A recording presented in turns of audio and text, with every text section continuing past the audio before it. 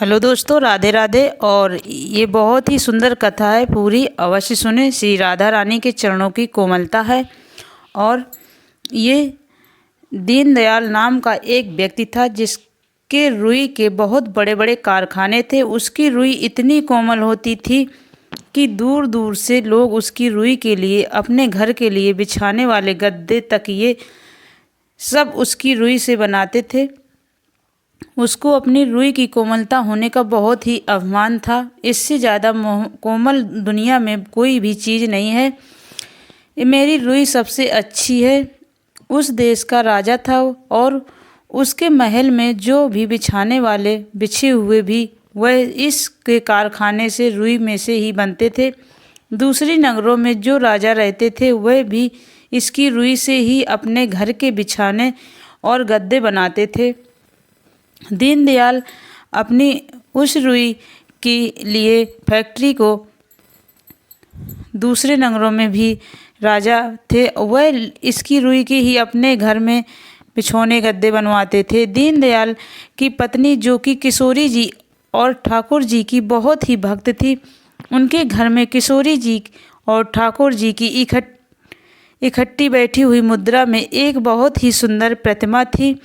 उस प्रतिमा के नीचे भी उन्होंने उसी रुई के बिछौने को बिछाया हुआ था। दीनदयाल को इस बात का बहुत ही घमंड था कि उसके कारखाने की रुई से जो चीज़ बनती है वह बहुत ही सुकोमल होती है। बड़ा व्यापारी होने के कारण उसकी राजा में से अच्छी साठ-गांठ थी। राजा भी उसको बहुत ही मान देता था, जिसके कारण दीनदयाल की शहर में बहुत ही धाक थी। दीनदयाल का नाम इतना चलता था कि उसको बहुत ही घमंड हो चला था। लेकिन घर में आते ही वह एक नरम हृदय का व्यक्ति बना जाता था और ठाकुर जी और किशोरी जी को खूब सेवा किया करता था। वह आए दिन अपने घर में आने वाले महात्माओं की खूब सेवा करता था। एक दिन उसके घर में एक बहुत ही सिद्ध महात्मा आए। उसकी पत्नी ने उसको घर के अंदर सबसे अच्छे वाले बिछौने पर बिठाया। तभी दीनदयाल भी आ गया और आकर महात्मा जी के चरण छूकर कहने लगा, महात्मा जी, इस बिछौने पर बैठ को आपको कैसा लग रहा है? महात्मा जी कुछ नहीं बोले। फिर दीनदयाल जी ने दोबारा पूछा कि महात्मा जी, यह सबसे सुकोमल, दुनिया में सबसे कोमल बिछौना है, इससे ऊपर कुछ भी नहीं है, इस पर बैठकर आपको कैसा लगा? तो महात्मा जी के आंखों बंद करके बोलने लगे, सुकोमल तो बस। फिर थोड़ा रुक कर बोले, सुकोमल तो बस, इसके आगे कुछ ना बोले और आंखों में आंसू भरकर बस यही बोलते रहे, सुकोमल तो बस, इससे ज़्यादा और कोई नहीं हो सकता। और आंखें बंद करके यही बोलते रहे। लेकिन दीनदयाल पूछता रहा कि महात्मा जी कैसा लगा? लेकिन वह महात्मा जी तो आंखें बंद करके आंखों में आंसू बहाकर यही कहने लगे, सुकोमल तो बस ये वही है। तो दीनदयाल को इतना गुस्सा आया कि मेरी रुई से बना जो भी बिछौना है, इससे अधिक सुकोमल तो कुछ दुनिया में है ही नहीं। और आग बबूला हो उठा और गुस्से में महात्मा जी को उठाकर धक्के मारता हुआ बाहर ले गया। और फिर पूछता रहा, महात्मा जी बोलो, क्या यही सबसे कोमल है? ना तो महात्मा जी कुछ ना बोले, बस यही बोलते रहे आंखें बंद करके कि कोमल तो बस, कोमल तो बस, यही करते रहे। वो महात्मा को राजा के पास ले गया और कहने लगा, राजा जी, क्या मैं आपके लिए, आपके महल के लिए रुई से बने बिछौने लाता हूँ, उससे कोमल दुनिया में और कुछ है? राजा कहता है, हाँ। कहता है ना, इस सारी दुनिया में इससे कुछ नहीं, इससे कोमल कुछ नहीं हो सकता। लेकिन जो महात्मा जी के, वह तो नहीं बोलते कि कोमल तो बस, कोमल तो बस, यही करते रहे। इसे दीनदयाल ने अपना अपमान समझा और राजा जी को बोला कि राजा जी देखो, ना ही आपका अपमान कर रहा है, मेरा भी अपमान कर रहा है। आज को भी राजा को भी इस बात का बहुत गुस्सा आया और उसने उसको धक्के मारकर शहर के बाहर फेंक दिया। लेकिन उस महात्मा के कुछ नहीं पता, वह आंखें बंद कर अपनी धुन में मगन बस यही बोलता रहा, सुकोमल तो बस, सुकोमल। आगे की बात किसी ने नहीं सुनी। इससे अधिक क्या है। इधर किशोरी जी अपने भक्तों की ऐसी दशा देखकर आंखों में आंसू लेकर और मुख का करुणा की बजाय मुख पर तड़प थी। उनको देखकर ठाकुर जी भागे भागे आए और कहने लगे, राधी के क्या हुआ आज?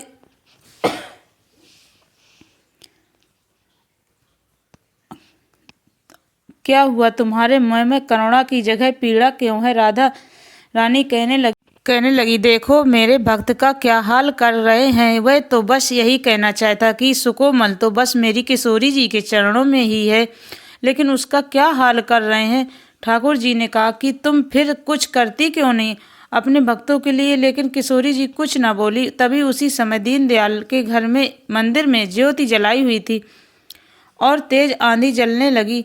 आंधी के कारण वह ज्योति से बिछौने पर गिर पड़ी और बिछौने का आग लग गई और बहुत तेज आंधी के कारण हवा चलने के कारण आग सारे घर में फैल गई। सारा घर जलकर स्वाहा हो गया। जब तक दीनदयाल घर पहुंचा तब तक सारा जलकर स्वाहा हो गया था। अब आंधी बंद होने के बाद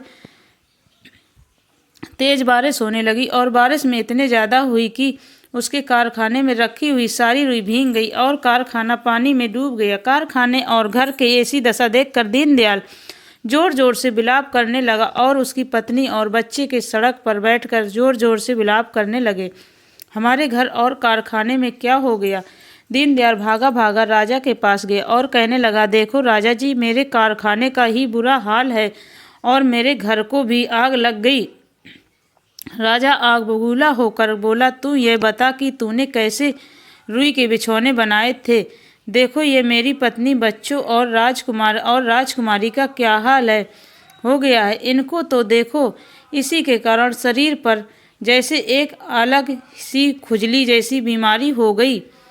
तो और राजा ने उसको मार कर वहाँ से भगा दिया।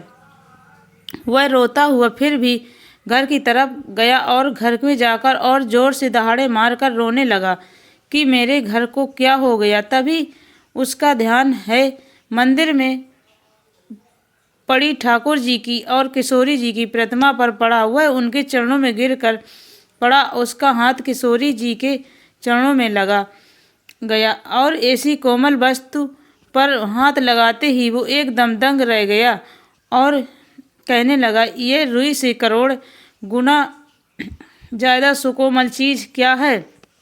उसने ध्यान से देखा तो किशोरी जी के चरण हैं।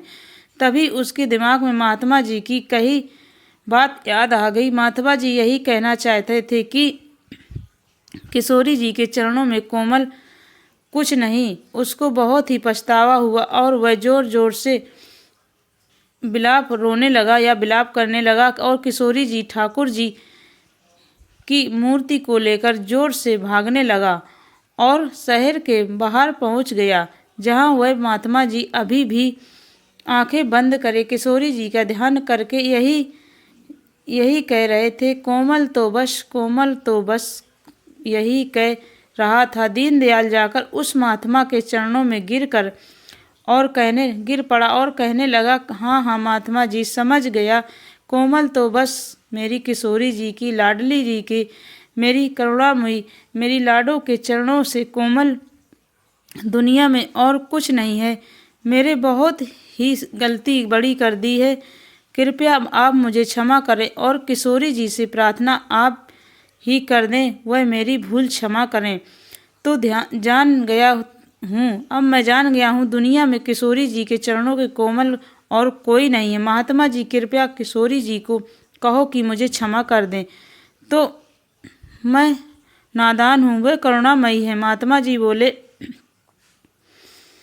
बोले कि वह तो सबकी सुनती हैं, तू एक बार उनको सच्चे मन से पुकार कर देखो। तो वो किशोरी जी के कोमल चरणों का ध्यान करके बस यही बोलने लगा, किशोरी तेरे चरणों की रज चाहूँ बैठा रहूँ, कुंजन के कोना श्याम राधिका गाऊँ, किशोरी तेरे चरणों की रज पाऊँ।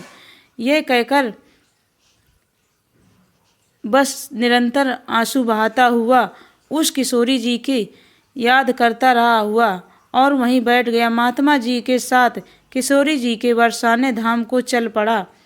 किशोरी जी ऐसी करुणामयी है जो उनके भक्तों को कष्ट देता है उनको भी अपनी शरण में ले लेती हैं और अपने भक्तों की भी पूरी रक्षा करती हैं। दोस्तों, ये थी किशोरी जी की सच्चे भक्त की कथा। और बोलो करुणामयी सरकार की जय, राधा रानी की जय, राधा रानी की जय, राधा रानी की जय जय, मेरी लाडली सरकार की जय। कमेंट में जय जय राधा रानी ज़रूर लिखें दोस्तों। और ये कथा कैसी लगी, अच्छी लगी हो तो वीडियो को लाइक करें और चैनल को सब्सक्राइब करें। धन्यवाद दोस्तों।